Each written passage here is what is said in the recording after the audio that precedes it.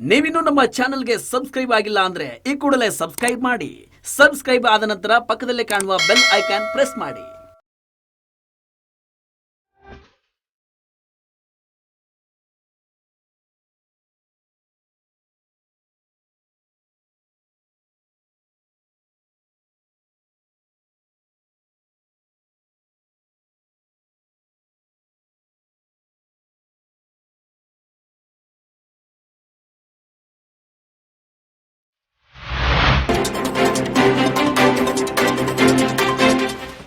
Super TV 7 ನ್ಯೂಸ್ಗೆ ಸ್ವಾಗತ.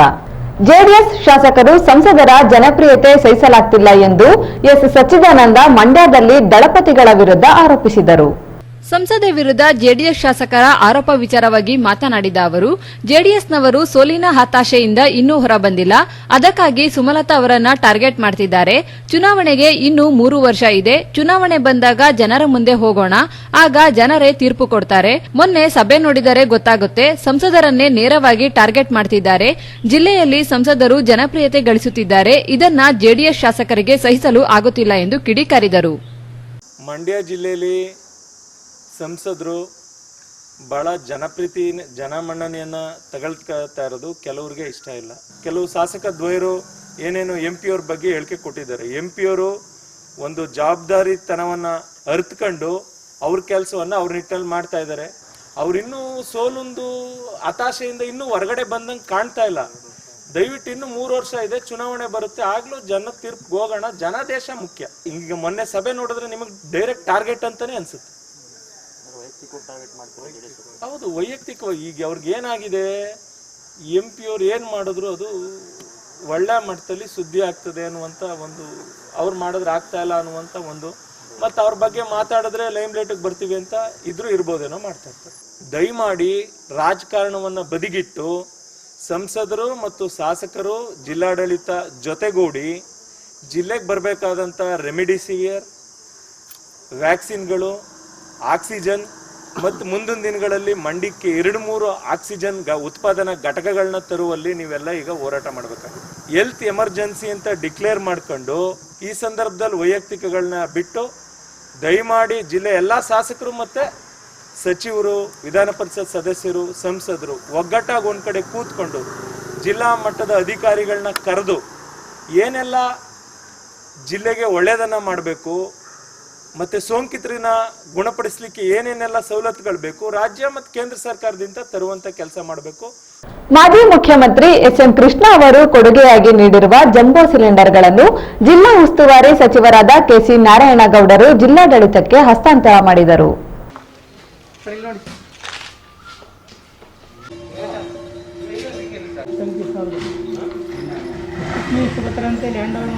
ಇದೇ ವೇಳೆ ಸಚಿವರಾದ ನಾರಾಯಣಗೌಡ ಮಾತನಾಡಿ, ಕೋವಿಡ್ ಲಸಿಕೆ ನೀಡುವಲ್ಲಿ ವೈದ್ಯರು, ಆರೋಗ್ಯ ಇಲಾಖೆ ಸಿಬ್ಬಂದಿ ಲೋಪ ಎಸಗಿದ್ದರೆ ಅವರ ವಿರುದ್ಧ ತನಿಖೆ ನಡೆಸಲಾಗುವುದು. ತಪ್ಪಿತಸ್ಥರ ವಿರುದ್ಧ ಕ್ರಮ ಜರುಗಿಸಲಾಗುವುದು. ವೈದ್ಯರು ಹಾಗೂ ಇತರ ಸಿಬ್ಬಂದಿ ಲಸಿಕೆ ದುರುಪಯೋಗ ಮಾಡಿಕೊಂಡಿದ್ದರೆ ಬೇಕಾದವರಿಗೆ ಮಾತ್ರ ನೀಡುತ್ತಿದ್ದಾರೆ. ಸಾರ್ವಜನಿಕರಿಗೆ ಲಸಿಕೆ ಹಾಕುವಲ್ಲಿ ತಪ್ಪೆಸಗಿದ್ದಾರೆ ಎಂಬ ದೂರುಗಳಿವೆ. ಅವುಗಳನ್ನು ಪರಿಶೀಲಿಸಿ ತನಿಖೆಗೆ ಆದೇಶ ಮಾಡಲಾಗುವುದು. ಶೀಘ್ರ ಎಲ್ಲರಿಗೂ ಲಸಿಕೆ ದೊರೆಯುವಂತೆ ಕ್ರಮ ಕೈಗೊಳ್ಳಲಾಗುವುದು ಎಂದು ತಿಳಿಸಿದರು. ಇವತ್ತು ನಮ್ಮ ಜಿಲ್ಲೆಯಲ್ಲಿ ಒಟ್ಟು 40,480 ಒಟ್ಟು ಗುಣಮುಖರಾಗಿರುವಂಥ ಸಂಖ್ಯೆ ಒಟ್ಟು 32,190. ಸಕ್ರಿಯ ಪ್ರಕರಣಗಳು ಒಟ್ಟು 8,023. ಕೋವಿಡ್ ಮರಣ ಹೊಂದವರು ಒಟ್ಟು ಇದುವರೆಗೆ 265. ಆದರೆ ಮೊದಲನೇ ಅಂತ 2ರಿಂದ ಸೇರಿದ್ದು, ಈಗಲೂ ಅಂತಲ್ಲ, ಎಲ್ಲರಿಗೂ ಸೇರಿ ಆಗಿದ್ದು. ಇವಾಗ ಹೋಮ್ ಐಸೋಲೇಷನ್ ಆಗ್ತಾ ಇರುವಂಥದ್ದು 6,049. ಕೋವಿಡ್ ಸೆಂಟ್ರಲ್ನಲ್ಲಿರುವಂಥ ಒಟ್ಟು 1,253 ಜನ ಸೆಂಟ್ರಲ್ನಲ್ಲಿದ್ದಾರೆ. ಸೆಂಟ್ರಲ್ ಅಂದರೆ ಮುರಾರ್ಜಿ ಶಾಲೆ, ಕಿತ್ತೂರಲ್ಲಿ ಚೆನ್ನಮ್ಮ ಶಾಲೆಗಳಿರ್ಬೋದು ಮತ್ತು ಹಾಸ್ಟೆಲ್ಗಳಲ್ಲಿ ಅದರಲ್ಲಿ ಎಲ್ಲ ಥರದ ಸೌಲಭ್ಯಗಳು ಇರುವಂಥದ್ದು. ನಮಗೆ ಊಟ, ತಿಂಡಿ, ಸಾಬೂನು, ಸ್ನಾನಕ್ಕೆ ಪ್ರತಿಯೊಂದು, ಯಾಕೆಂದ್ರೆ 10 ಎಕರೆಯಲ್ಲಿ ಮುರಾರ್ಜಿ ಶಾಲೆ, ಮುರಾರ್ಜಿ ಚೆನ್ನಮ್ಮ, ಇಂಥ ಪ್ರತಿಯೊಂದು ಸೌಲಭ್ಯಗಳು ಇರುವಂಥ ಪ್ಲೇಸ್ಗಳು ಅಂತ ಹೇಳಿ ಬಯಸ್ತಾ ಇದ್ದೀನಿ. ಮತ್ತು ನಮ್ಮ ಸರ್ಕಾರಿ ಆಸ್ಪತ್ರೆಯಲ್ಲಿ ದಾಖಲೆ ಆಗಿರುವಂಥದ್ದು ಒಟ್ಟು 654 ಆಸ್ಪತ್ರೆಯಲ್ಲಿ, ಖಾಸಗಿ ಆಸ್ಪತ್ರೆಯಲ್ಲಿ ದಾಖಲೆ ಆಗಿರೋದು ಒಟ್ಟು 173. ಅಗತ್ಯ ವಸ್ತುಗಳ ಖರೀದಿಗೆ ತಂದ್ರೆ ಬೈಕ್ ಅನ್ನು ಸೀಸ್ ಮಾಡುತ್ತೇವೆ ಎಂದು ಮಂಡ್ಯ ಎಸ್ಪಿ ಖಡಕ್ ವಾರ್ನಿಂಗ್ ನೀಡಿದ್ದಾರೆ.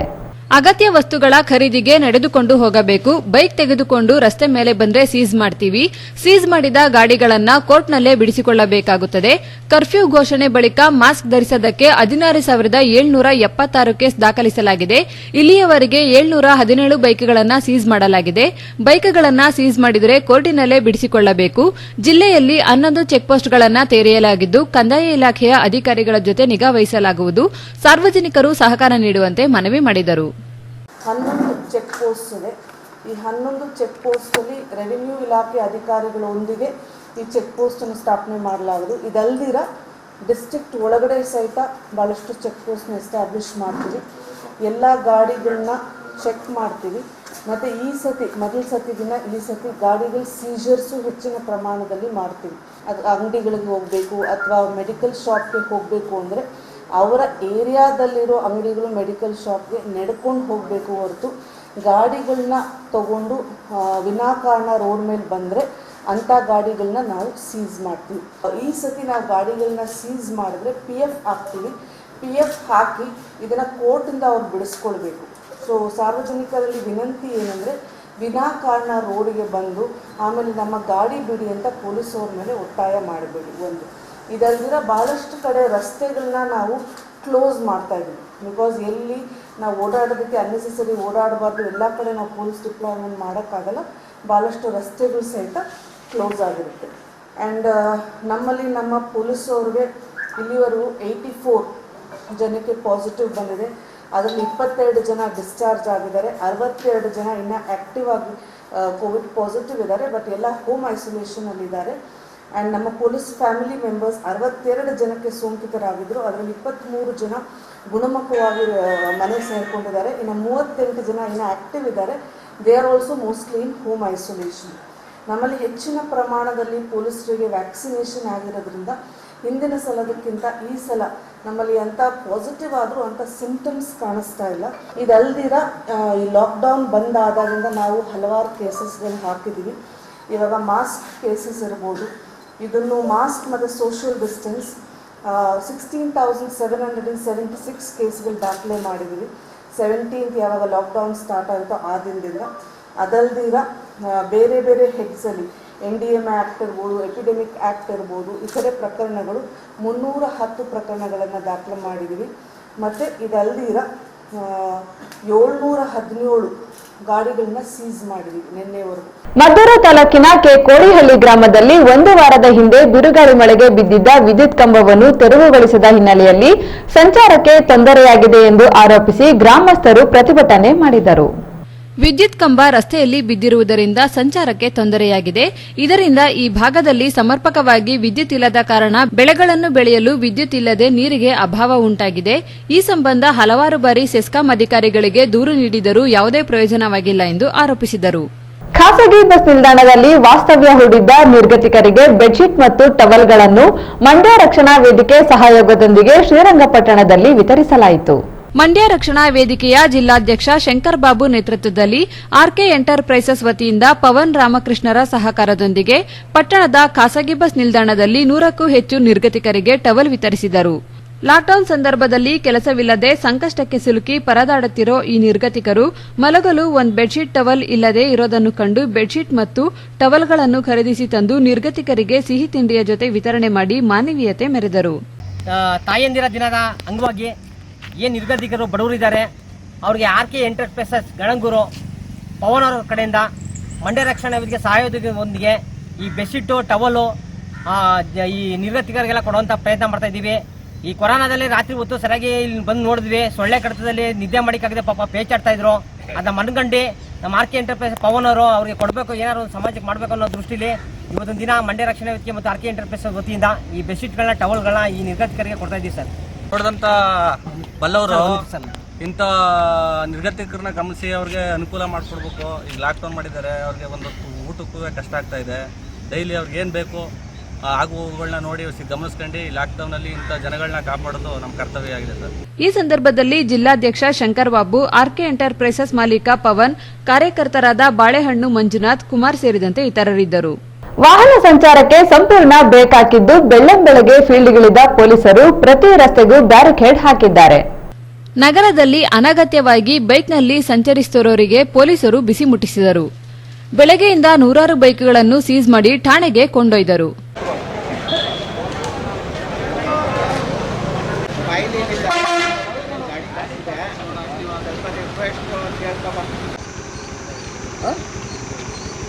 ಅಲ್ಲಪ್ಪ, ನಿಮಗೆ ಏನೋ ಟಿವಿ ನೋಡಿದ್ಯಾ, ಪೇಪರ್ ನೋಡಿದ್ಯಾ, ಯಾಕೆ ಬರ್ತೀಯಾ?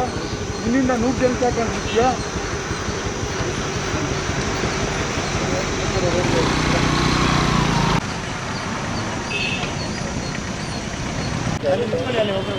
ನೋಡ್ತಾ ಇದ್ದೀನಿ.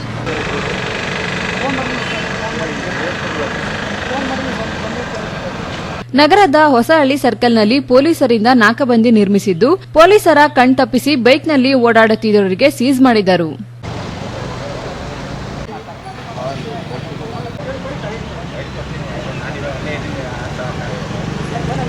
ಗೂಡ್ಸ್ ವಾಹನಗಳಲ್ಲಿ ಪೊಲೀಸರು ಬೈಕ್ಗಳನ್ನು ಸಾಗಿಸಿದರು.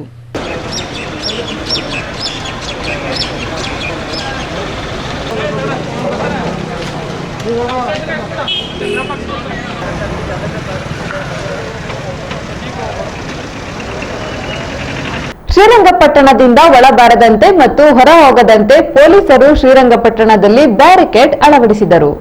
ಪುರಸಭೆ ಮುಖ್ಯ ರಸ್ತೆ, ಜಾಮಿಯಾ ಮಸೀದಿ ಎದುರಿಗಿನ ರಸ್ತೆ ಹಾಗೂ ಚೆಕ್ಪೋಸ್ಟ್ಗಳನ್ನು ಪೊಲೀಸರು ಬಂದ್ ಮಾಡಿದ್ದಾರೆ. ಅನವಶ್ಯಕವಾಗಿ ತೆರಳುತ್ತಿದ್ದ ನಾಗರಿಕರಿಗೆ ಅಸಮಾಧಾನ ಉಂಟಾಗಿದೆ. ಪೊಲೀಸರು ಲಾಠಿ ಹಿಡಿದು ಸರ್ಪಗಾವಲು ನಿರ್ಮಿಸಿದ್ದಾರೆ. ರಾಜ್ಯ ಸರ್ಕಾರದ ನಿರ್ದೇಶನದಂತೆ 18 ರಿಂದ 45 ವಯಸ್ಸಿನವರಿಗೆ ಮಂಡ್ಯ ಜಿಲ್ಲೆಯಲ್ಲಿ ಕೋವಿಡ್ ಲಸಿಕೆ ನೀಡಲಾಯಿತು.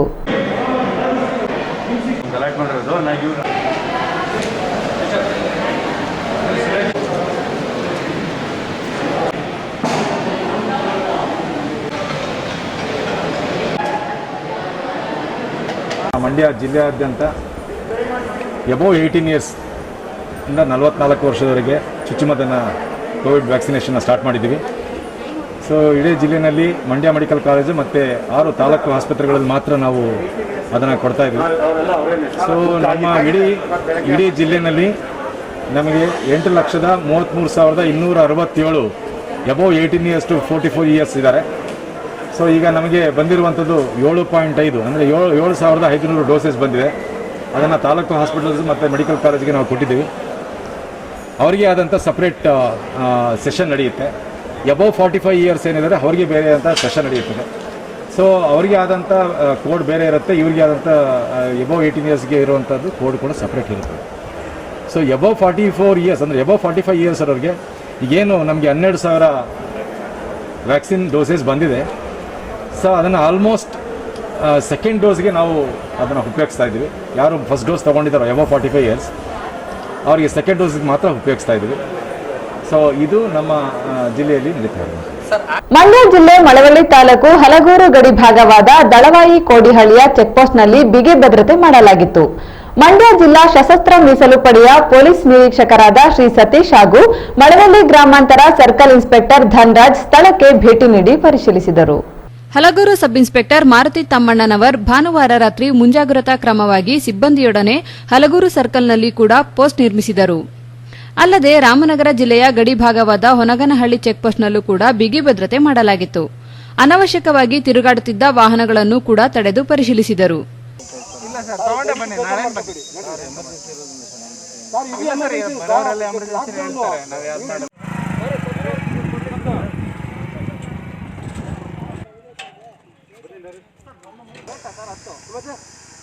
ಓಡಾಡ್ಬೋದಂತ ಡಾಕ್ಟರ್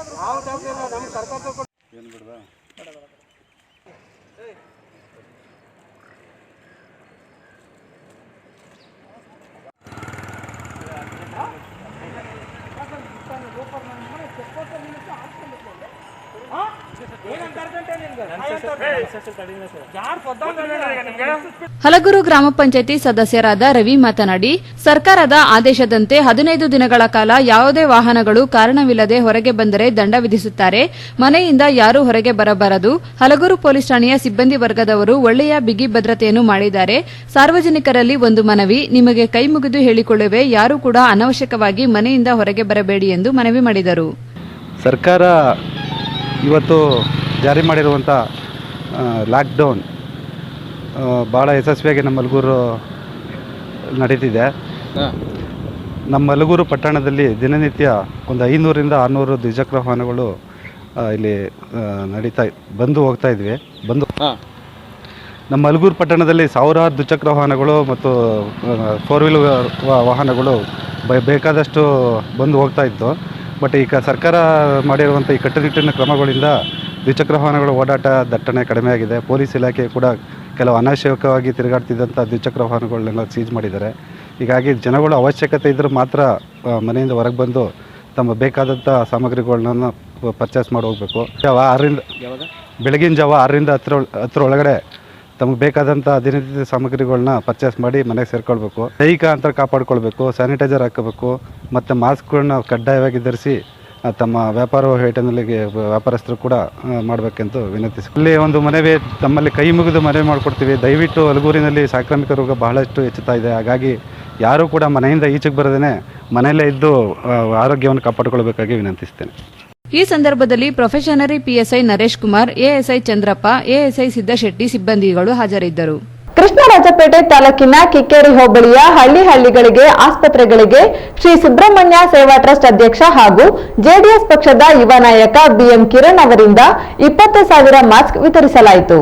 ಕರೋನಾ ಸಮಯದಲ್ಲಿ ತಮ್ಮ ಜೀವದ ಅಂಗು ತೊರೆದು ತಮ್ಮ ಕುಟುಂಬಗಳ ಬಗ್ಗೆ ಸಹ ಯೋಚಿಸದೆ ಸಾರ್ವಜನಿಕರ ರಕ್ಷಣೆಗಾಗಿ ಹಗಲಿರುಳು ಕರ್ತವ್ಯದಲ್ಲಿ ತೊಡಗಿರುವ ಪೊಲೀಸರು ಹಾಗೂ ವೈದ್ಯರಿಗೆ ಮಾಸ್ಕ್ ಮತ್ತು ಸ್ಯಾನಿಟೈಸರ್ ಅನ್ನು ಶ್ರೀ ಸುಬ್ರಹ್ಮಣ್ಯ ಸೇವಾ ಟ್ರಸ್ಟ್ ಅಧ್ಯಕ್ಷರು ಹಾಗೂ ಎಡಿಎಸ್ ಯುವ ನಾಯಕರಾದ ಬಿಎಂ ಕಿರಣ್ ವಿತರಿಸಿದರು.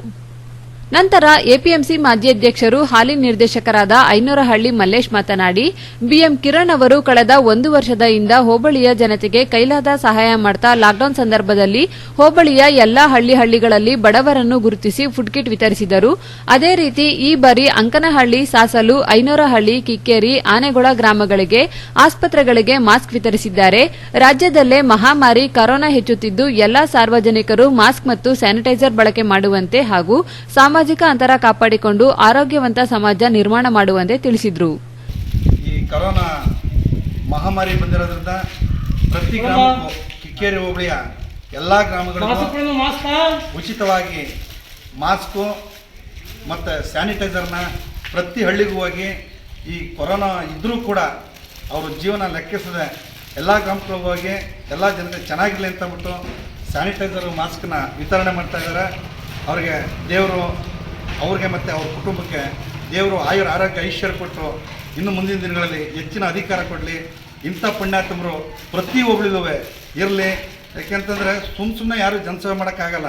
ಅವರು ಒಳ್ಳೆ ಮನಸ್ಸಿನಿಂದ, ಉದಾರವಾದ ಮನಸ್ಸಿನಿಂದ ಅವರ ಪ್ರಾಣನ ಹಂಗು ತೊರೆದು ಈ ಹೋಬಳಿಯಾದ್ಯಂತ ಎಲ್ಲ ಹಳ್ಳಿಗಳಿಗೂ ಹೋಗಿ ಎಲ್ರಿಗೂ ಅವ್ರ ಕೆಲವು ಮಾಹಿತಿ ಕೊಟ್ಟು ಡಿಸ್ಟೆನ್ಸ್ ಮೇಂಟೈನ್ ಮಾಡಿ, ಅಂತರ ಕಾಪಾಡಿ, ಜೀವ ಉಳಿಸ್ಕೊಳ್ಳಿ, ಮಾಸ್ಕನ್ನು ಹಾಕೊಳ್ಳಿ, ಸ್ಯಾನಿಟೈಸರ್ ಬಳಸಿ ಅಂತ ಅಂದ್ಬಿಟ್ಟು ಅವರು ಎಲ್ರಿಗೂ ಮಾಹಿತಿ ಕೊಟ್ಟು ಅವರು ಉದಾರವಾಗಿ ಅವರ ಒಳ್ಳೆಯ ಸೇವಾ ಮನೋಭಾವನದಿಂದ ಉಚಿತವಾಗಿ ಎಲ್ಲರಿಗೂ ಸೇವೆ ಮಾಡ್ತಾವ್ರೆ. ಅವ್ರಿಗೆ ಭಗವಂತ ಮುಂದಿನ ದಿನಗಳಲ್ಲಿ ಆರೋಗ್ಯ ಐಶ್ವರ್ಯ ಕೊಟ್ಟು ಅವ್ರ ಕುಟುಂಬನ ಸದಾ ನೋಡ್ಕೊಳ್ಳೋ ಚೆನ್ನಾಗಿಟ್ಟಿರಲಿ ಅಂತಂದ್ಬಿಟ್ಟು ಈ ಸಂದರ್ಭದಲ್ಲಿ ಹೇಳಕ್ಕೆ ಹೆಮ್ಮೆಯಿಂದ ನಾನು ಇಷ್ಟಪಡ್ತೀನಿ. ಈ ಸಂದರ್ಭದಲ್ಲಿ ಸಾಸಲು ಮಹಾದೇವು, ರಮೇಶ್ ಸೇರಿದಂತೆ ಇತರರಿದ್ದರು. ಕರೋನಾ ಮಹಾಮಾರಿ ವ್ಯಾಪಕವಾಗಿ ಹರಡುತ್ತಿದ್ದು ಇದರ ನಿಯಂತ್ರಣಕ್ಕಾಗಿ ಸಂಘ ಸಂಸ್ಥೆಗಳು, ಚುನಾಯಿತ ಪ್ರತಿನಿಧಿಗಳು ಹಲವು ಸಮಾಜಮುಖಿ ಸೇವಾ ಕಾರ್ಯಗಳಿಗೆ ಮುಂದಾಗುತ್ತಿರುವುದು ಉತ್ತಮ ಬೆಳವಣಿಗೆ ಎಂದು ತಾಲೂಕು ಪಂಚಾಯಿತಿ ಇಒ ಮುನಿರಾಜು ತಿಳಿಸಿದರು.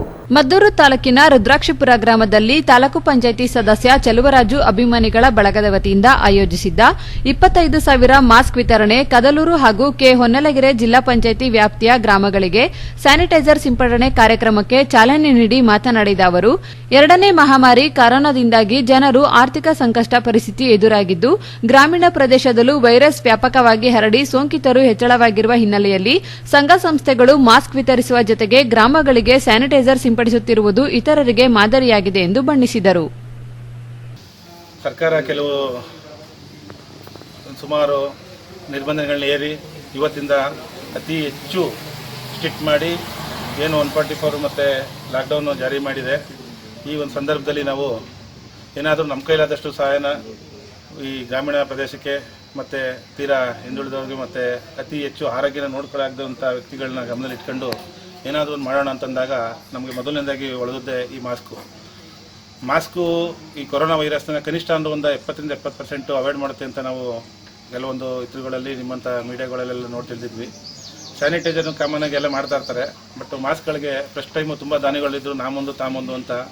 ಈ ಸತಿ ಅದು ಅವಶ್ಯಕತೆ ಜಾಸ್ತಿ ಇದ್ದರೂ ಕೂಡ ಯಾರೂ ಮುಂದೆ ಬರೆದಿರೋದ್ರಿಂದ ಪರಿಗಣಿಸಿ ಕೆಲವೊಂದು ನಮ್ಮ ಹಿತೈಷಿಗಳು ಮತ್ತು ಸ್ನೇಹಿತರುಗಳಾದಂಥ ಕೆಲವೊಂದು ಚೆಲುವರಾಜ್ ಅವ್ರಿಗೆ ಮತ್ತು ರಘು ಅವ್ರಿಗೆ ಹಾಗೆ ನಮ್ಮ ಗಿರೀಶ್ ಅವ್ರಿಗೆ ಫೋನ್ ಮಾಡಿ ಅವ್ರ ಹತ್ರ ಮಾತಾಡಲಾಗಿ ಹೌದು ಇದು ಒಳ್ಳೆ ಕಾರ್ಯ, ನಾನು ಕೂಡ ಸಾಧ್ಯವಾದಷ್ಟು ಮಾಸ್ಕ್ ತಗೊಡ್ತೀನಿ ಅಂತೇಳಿ ನೆನ್ನೆ ಚೆಲುವರಾಜ್ ಅವರು ಒಂದು 10,000 ಮಾಸ್ಕು ಮತ್ತು ನಮ್ಮ ಸುಮುಖ ಸೇವಾ ಟ್ರಸ್ಟ್ ಅಧ್ಯಕ್ಷ ರಘು ಅವರೊಂದು 5,000 ಮಾಸ್ಕು ಮತ್ತು ಲಯನ್ಸ್ ಸಂಸ್ಥೆ ಅಧ್ಯಕ್ಷರಾದಂಥ ಗಿರೀಶ್ ಅವರು ತೈಲೂರು ಅವರು ಒಂದು 5,000 ಮಾಸ್ಕನ್ನು ನಾವು ಮುಂದಿನ ದಿನಗಳು ಕೊಡಿಸ್ತೀವಿ.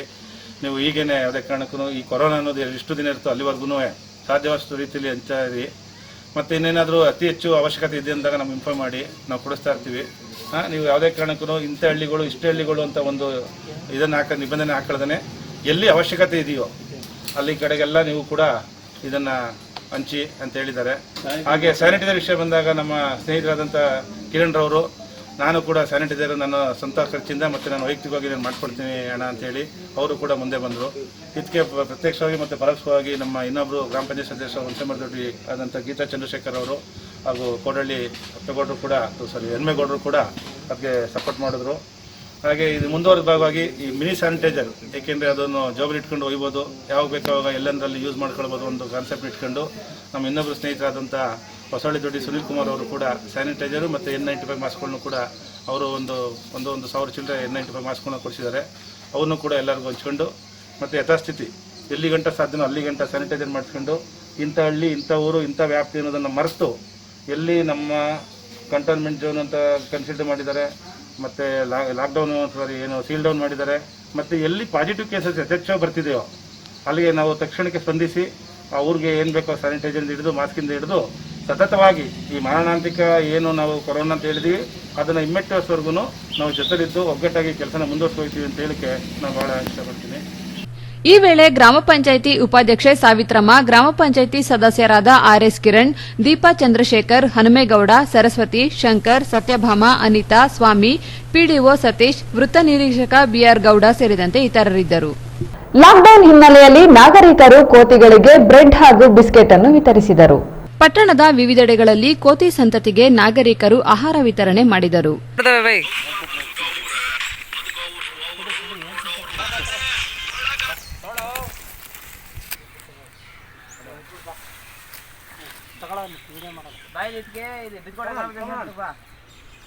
ಈ ಸಂದರ್ಭದಲ್ಲಿ ಬಿಜೆಪಿ ತಾಲೂಕು ಮಾಜಿ ಅಧ್ಯಕ್ಷ ಎಟಿ ಜಯಕುಮಾರ್ ಸೇರಿದಂತೆ ಇತರರಿದ್ದರು.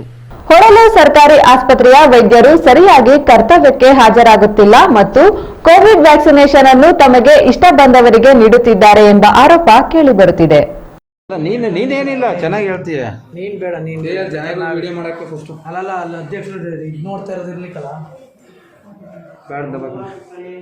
ಏನಿಲ್ಲ ಸಾಕು ಬ್ಯಾಡ್ ಜೊತೆಕನ. ಇವತ್ತು ಹೊಳಲ್ ಗ್ರಾಮದಲ್ಲಿ ಅಧ್ಯಕ್ಷರು ದಿಢೀರ್ನೆ ಹಾಸ್ಪಿಟ್ಲಿಗೆ ಬಂದು ಎನ್ಕ್ವೈರಿ ಮಾಡವ್ರೆ. ಇಲ್ಲಿ ಡಾಕ್ಟ್ರು ರವಿಕುಮಾರ್ ಅಂತ ಅವ್ರು ನೋಡಿ ಇವತ್ತು 10ನೇ ತಾರೀಕು 11ನೇ ತಾರೀಕು ಅಟೆಂಡೆನ್ಸು ಬಿದ್ದೋಗೈತೆ. ಶುಕ್ರವಾರದಿಂದಲೂ ಬಂದಿಲ್ಲ ಅವರು. ಜನ ಇಲ್ಲಿ ಅವ್ರಿಗೂ ಹುಷಾರಿಲ್ಲ ಅಂತ ಇನ್ಫಾರ್ಮೇಷನ್ ಐತೆ. ಇಲ್ಲಿ ನೋಡಿದ್ರೆ ಪೇಷೆಂಟ್ಗಳು ನೋಡಿ ಅದ್ರ ಜವಾಬ್ದಾರಿನೂ ಹುಷಾರಿಲ್ಲ ಅಂತ ಇನ್ಚಾರ್ಜ್ ಯಾರಿಗೂ ಕೊಟ್ಟಿಲ್ಲ.